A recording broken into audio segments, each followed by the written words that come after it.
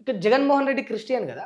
సరే ఆయన నా మతం ఏదంటే నాది మానవత్వం అని చెప్తా అని అన్నాడు కదా. అంత మంచితనం ఉన్నది కదా. బట్ ఆయన క్రిస్టియానిటీలో ఉన్నాడు. అంటే ఆయన వ్యక్తిగత జీవితం చూస్తే అన్ని దేవుళ్ళని వచ్చి మొక్కుతాడు, కొలుస్తాడు, బాగున్నది. ఇప్పుడు పక్క సనాతని అని పవన్ కళ్యాణ్ గారు చెప్పుకుంటారు. అటు పవన్ కళ్యాణ్ గారు, అటు జగన్మోహన్ రెడ్డి గారు చూస్తేనేమో క్రిస్టియన్. వాళ్ళిద్దరు కొట్టుకుంటారా ఎప్పుడైనా డి అంటే డి అని ఒకరి తలకెళ్ళి ఒకరు బలగొట్టుకుంటారా? Than never.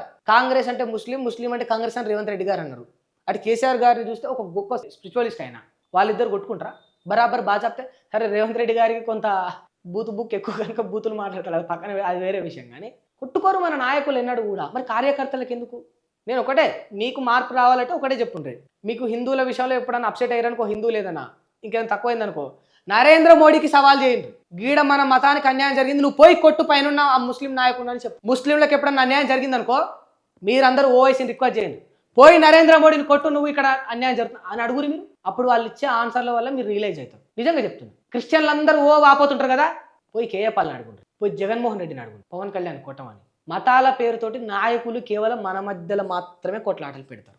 But they never. వాళ్ళు ఎప్పుడు కొట్లాడుకో. ఇది రియలైజ్ అయితే మీరందరూ బాగుపడతారు.